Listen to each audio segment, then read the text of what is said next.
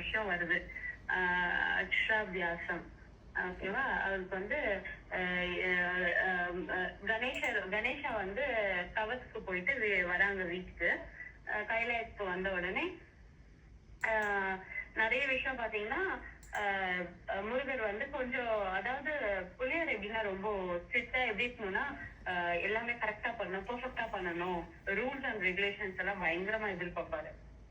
முருகர் கிட்ட வந்து கொஞ்சம் விளையாட்டுத்தனம் இருந்தாலும், விளையாட்டுத்தனம் இருக்கிறதுனால அவர் வந்து எல்லாமே பண்ணணும்னு நினைப்பாரு மனசார. பட் ஆனா அந்த கரெக்டா அந்த ப்ரொசீஜர் பண்ண மாட்டாங்க. என்னன்னா ஒரு சின்ன சின்ன விஷயம், ஃபர்ஸ்ட் வந்து வர கெஸ்ட வந்து ஃபர்ஸ்ட் முன்னாடி விட்டுட்டு அப்புறமா பின்னாடி நம்ம வரணும். சாப்பிடுறதுக்கு வந்து அவங்களுக்கு எல்லாமே எடுத்து வச்சுட்டு அவங்களுக்கு பிடிச்சதெல்லாம் ஃபர்ஸ்ட் இலையில பரிமாறிட்டு அப்புறமா நம்ம சாப்பிடணும். அந்த மாதிரி ஒரு சின்ன சின்ன விஷயம் அதெல்லாம் முருகர் வந்து கரெக்டா பெர்ஃபெக்டா பண்ண மாட்டாரு. ஸோ அதனால கணேஷாவுக்கு வந்து ஒரு மாதிரி ரொம்ப கோவம் ஆயிடும். என்னன்னா நீ வந்து சின்ன பிள்ளை மாதிரியே இருக்கிறப்பா, நீ வந்து உனக்கு ஒரு நல்ல குரு கிட்ட போயிட்டு நீ வந்து கல்வி கத்துக்கணும், அதனால முதல்ல அவனுக்கு ஒரு அக்ஷராபியாசம் பண்ணணும் அப்படின்னு சொல்லிட்டு சொல்லுவாங்க. அப்புறம் அம்மா அப்பா கிட்ட எல்லாம் பேசுவாங்க. அம்மா அப்பா கிட்ட பேசினோடனே அம்மா பார்வதி சொல்லுவாங்க என்னன்னா, சரி அப்பனா நம்ம தம்பிக்கு இது முருகருக்கு எதுவும் தெரியாது என்ன பண்ணணும் யாருன்னுட்டுன்னு, நீ என்ன பண்ற கணேஷா, உனக்கு என்ன வேலைன்னா, நீ தவத்துல இருந்து வந்துட்ட இல்லையா, சோ இதுக்கப்புறம் நீ என்ன பண்றன்னா முருகரோட இருந்து தம்பிக்கு என்னென்ன வேணுமோ எல்லாமே நீ ஹெல்ப் பண்ணணும். தம்பி யார் யார்கிட்ட எல்லாம் போயிட்டு கேட்கலாம், நல்ல ஒரு குருவை பார்த்து செலக்ட் பண்ணி கொடுக்கறது உன்னுடைய வேலை, ஓகேவா அப்படின்னு சொல்லிடுவாங்க. உடனே முருகர் சொல்வார், நம்ம அண்ணாவே ஞான பண்டிதர், நம்ம அண்ணா கிட்டே நான் கத்துக்கிறேன் அப்படின்ட்டு சொல்லுவாங்க. உடனே கணேஷா சொல்வாரு, நம்ம நம்ம நம்ம அதாவது நம்ம ரிலேட்டிவ்ஸ் ஆகட்டும், நம்மளுக்கு சொந்தம் ஆகட்டும், யாருமே வந்து நம்மளுக்கு வந்து குருவா இருக்கக்கூடாது, அதை தாண்டி வெளியாளுங்க தான் குருவா இருக்கணும், அது ஒரு கண்டிஷன் இருக்கு அப்படின்ட்டு சொல்லிடுவாங்க. இது வந்து சரி ஓகே அப்பனா வேற யாரா பாக்கலாம் நம்ம அப்படின்ட்டு யோசிச்சுட்டு இருப்பாங்க. அப்போ அடுத்த நாள் காலையில சீக்கிரமா சரி இது இது இது நடந்து முடிஞ்சிருச்சு. நெக்ஸ்ட் டே ஆகுது. நெக்ஸ்ட் டே நைட் போய் 2 பேரும் படுத்துக்கிறாங்க. கணேஷாவும் முருகரும் போய் படுத்துக்கிறாங்க. அப்போ காலையில ஏர்லியா எழுந்தோடனே முருகர் எழுந்து பார்த்தா கணேஷாவை காணும். ஏன்னா அண்ணாவே நேத்து தானே தவத்துல இருந்து முடிச்சுட்டு வந்தாரு, வந்துட்டு நீ காலையில மாட்டியும் எங்க ஆள் இல்லையே அப்படின்னு சொல்லிட்டு அம்மா கிட்ட போய் கேட்பாங்க எங்க அப்படின்னு சொல்லிட்டு. உடனே அம்மா சொல்லுவாங்க, பார்வதி அம்மாட்ட சொல்லுவாங்க, அண்ணா வந்து ஒரு முக்கியமான ஒரு வேலைக்கு போயிருக்காங்க அப்படின்னு சொல்லிடுவாங்க. உடனே வந்து என்ன வேலைன்னு சொல்லலையே, அப்பா பார்த்தா அப்பா மெடிடேட்ல இருக்காரு, அப்பாவே டிஸ்டர்ப் பண்ண ஆகாது, என்ன பண்றதுன்னு தெரியலையே நம்ம அப்படின்னு சொல்லிட்டு கொஞ்ச நேரம் யோசிச்சுட்டு, சரி அங்கதான் நந்தி இருப்பாங்க, அப்புறம் சிவகணங்கள்லாம் இருப்பாங்க இல்லையா, அவங்க கிட்ட போய் கேட்பாரு.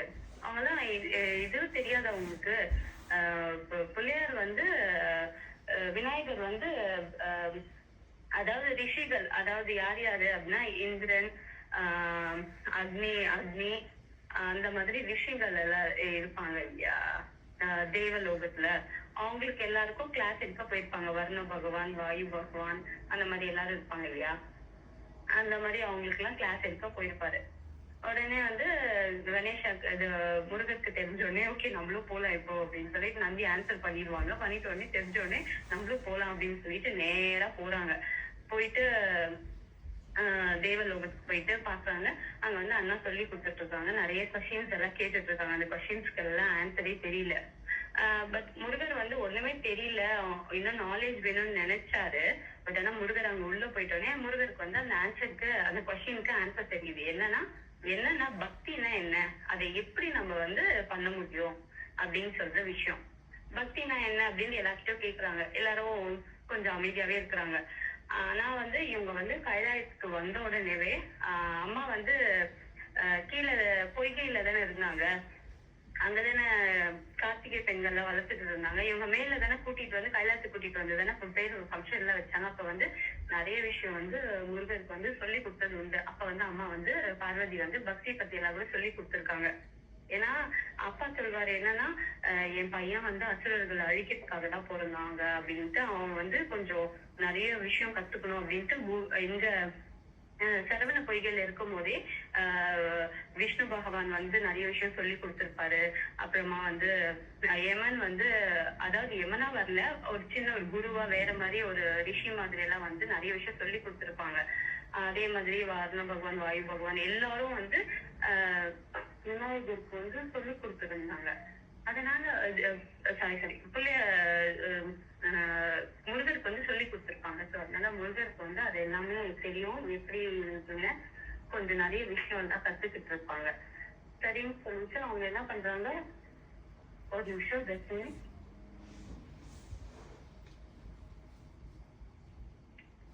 ஸோ என்ன பண்ணுவாங்க, அதெல்லாம் தெரிஞ்சதுனால அவங்களுக்கு வந்து எல்லா எல்லா காடோடைய அனுகிரகமும் அவங்க கிட்ட இருந்துச்சு. ஸோ எல்லாமே ரொம்ப சின்ன ஏஜ்லயே கத்துக்கிட்டாங்க. அதனால மேல வந்தோடனே அவங்க வந்து அந்த பயிற்சி எல்லாம் பண்ணிட்டு நம்ம வந்து தேவர்களை காக்கதான் பிறந்திருக்கோம் அப்படிங்கிற விஷயம் தெரிஞ்சு அவங்க வந்து அந்த மாதிரி இருக்கிறதுனால பார்வதி மாட்டா சொல்றாங்க, இல்ல எல்லாம் ரொம்ப கைண்டா தான் இருக்கணும்ப்பா, யாரையும் அப்படி எல்லாம் எதுவும் பண்ணக்கூடாது, நீ எவ்வளவு கோவப்படுறது இந்த வயசுல நல்லா இல்லப்பா அப்படின்னு சொல்லிட்டு பக்தியில நீ போகணும் அப்படின்னு சொல்லிட்டு பக்தி மார்க்கத்துல இருக்கணும் அப்படின்ட்டு அம்மா வந்து பக்தி மார்க்கத்துல நிறைய விஷயம் சொல்லி கொடுத்துருப்பாங்க. சொல்லி கொடுத்த மேல அப்போ வந்து இவர் என்ன பண்ணுவாரு, பக்தியில சொல்லி கொடுத்த உடனே இவர் வந்து கொஞ்சம் அப்படியே மெடிடேட் பண்ணி அப்படியே கொஞ்சம் பக்தியில நம்ம போகணும் அப்படின்ட்டு அதெல்லாம் யோசிச்சுட்டே இருப்பாரு. அதுக்குள்ளேயும் பாத்தீங்கன்னா திருப்பியும் தேவர்கள்லாம் வந்து நாரதர் அப்புறம் எல்லாரையும் கூட்டிட்டு வந்துட்டு, இல்ல இல்லப்பா நீ அசுரர்கள் இல்ல, நீ வந்து தேவர்கள் எங்களை பாக்கிறதுக்காக தான் நீ பிறந்திருக்க, அசுரர்கள் அழிக்கணும்ப்பா அப்படின்னு சொல்லி கொடுத்துருவாங்க. இதனால பார்வதி மாட்டாக்கு ரொம்ப கோவத்துல பையன் நான் வந்து கொஞ்சம் எப்படி மாத்தினா திருப்பி அப்படி பண்ணி விட்டுறாங்களே அப்படின்னு சொல்லிட்டு. அதனால அப்ப வந்து அவங்க பக்தி பத்தி நிறைய விஷயம் சொல்லியிருந்ததுனால அவருக்கு அந்த கொஸ்டினுக்கு ஆன்சர் தெரிஞ்சிருச்சு. சோ அதனால அவர் அங்க ஆன்சர் பண்றாரு. ஆன்சர் பண்ணோடனே கணேஷா வந்து, நீ எப்படி இங்க வந்து நீ நான் வந்து உனக்கு எதுவுமே தெரியாதுன்னு நினைச்சிருந்ததே, பரவாயில்ல உனக்கு நிறைய விஷயம் தெரியுது அப்படின்னு சொல்லிட்டு அவருக்கு ஒரு பக்கம் சந்தோஷம் இருந்தாலும் அதை வந்து வெளியே காமிச்சிக்க மாட்டாரு. ஓகே நீ சொன்ன ஆன்சர் கரெக்ட் தான், பட் ஆனா நான் வந்து உனக்கு இங்க கிளாஸ் எடுக்க முடியாது, இங்க நான் சொல்லி தர முடியாது, உனக்கு நான் குருவும் கிடையாது, நீ ஒரு நல்ல குரு கிட்ட இருந்து கத்துட்டு வந்தா மட்டும்தான் உன்னை வந்து நான் அக்செப்ட் பண்ணிக்குவேன் அப்படின்னு சொல்லிடுவாரு கணேஷா. சரின்னு என்ன பண்ணுவாங்க, ஓகே அம்மாவும் சொல்லிட்டாங்க நல்ல குருவை பார்த்துட்டு வரணும்னு சொல்லி எங்க கிளாஸ் முடிச்ச உடனே கணேஷா வருவாரு. வந்தோடனே வா போலாம் அப்படின்னு சொல்லிட்டு கைலாயத்துக்கு போட்டு, அம்மா இந்த மாதிரி வந்துட்டாங்க என் பின்னாடி ஃபாலோ பண்ணிட்டு, தம்பி தேவலோகத்துக்கு வந்துட்டாங்க ஆன்சர் வேற பண்ணாங்க. அங்க அவங்க கிட்ட நான் கொஸ்டின் கேட்டுட்டு இருக்கும் போது ஆன்சர் வேற பண்ணாங்க, நல்ல ஒரு குருவா பார்த்து நம்ம விடணும் அப்படின்னு சொன்னானே கணேஷா சொல்லுவாங்க, எனக்கு ஒரு நல்ல குரு தெரியும் அப்படின்ட்டு. யாருன்னு பார்த்தா துர்வாச முனிவர்ன்னு சொல்லுவாங்க.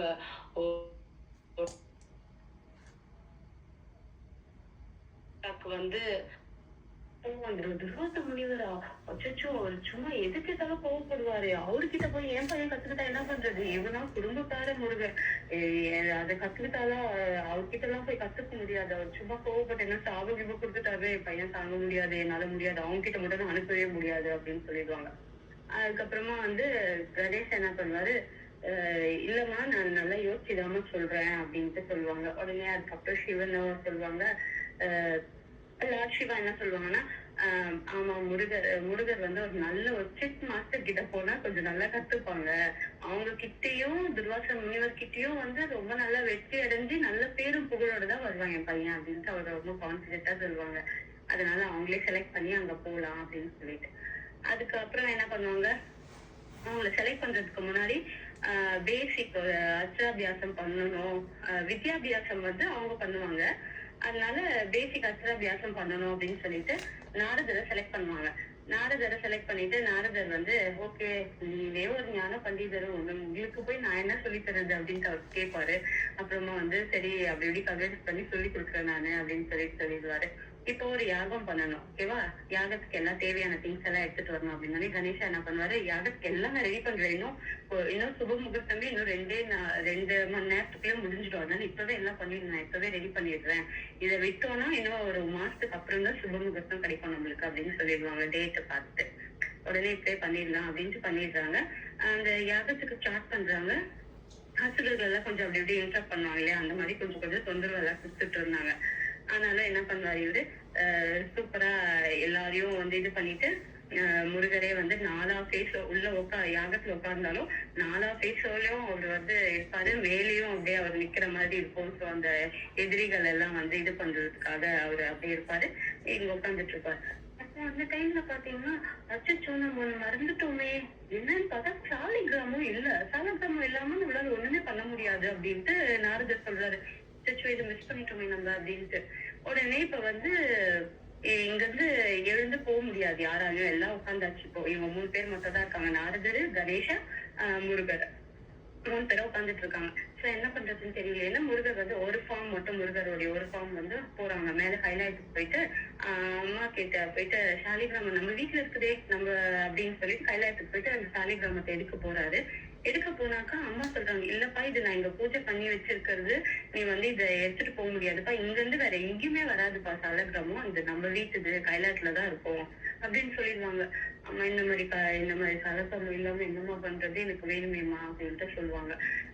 சரின்ட்டு வேற எங்க கிடைக்கும், சின்ன பையன் இல்லையா அவங்களுக்கு, முருகருக்கு தெரியல வேற எங்க கிடைக்கும்னு. சரின்ட்டு நேரா போயிட்டு விஷ்ணு பகவான்கிட்டே போய் கேட்கலான்ட்டு பார்க்கறதுக்கு போயிடுவாங்க.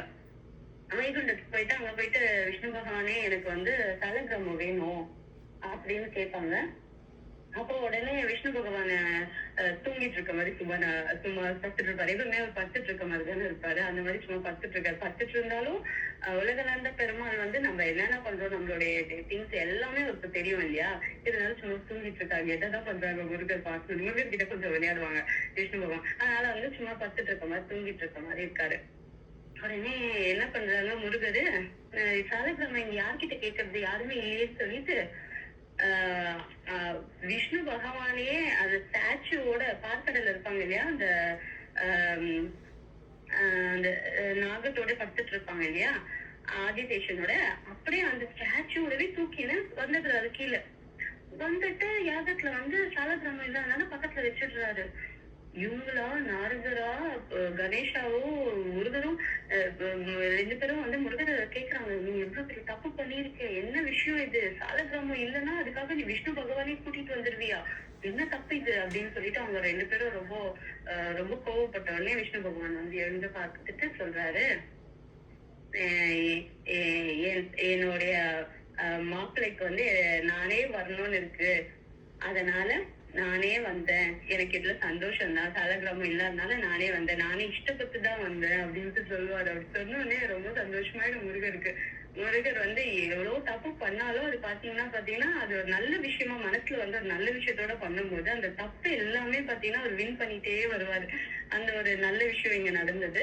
அப்புறமா இவங்க நல்லபடியா அபியாசம் பண்ணிட்டு முருகரை வந்து வித்யாபியாசம் பண்றதுக்கு நல்ல குரு கிட்ட கல்வி கற்கிறதுக்காக அவங்கள வந்து துர்வாச முனிவர் ஆசிரமத்துக்கு கூட்டிட்டு போய் விடுவாங்க. அங்கதான் இப்ப இதுக்கப்புறமா அங்க வந்து நிறைய டெஸ்ட் வச்சு அவர் கத்துக்கிட்டு அப்புறமா எப்படி ஞான பண்டிதரா வராங்க அப்படின்னு சொல்லிட்டு இந்த கதை போகும். தேங்க்யூ. ஜெய் ஸ்ரீராம்.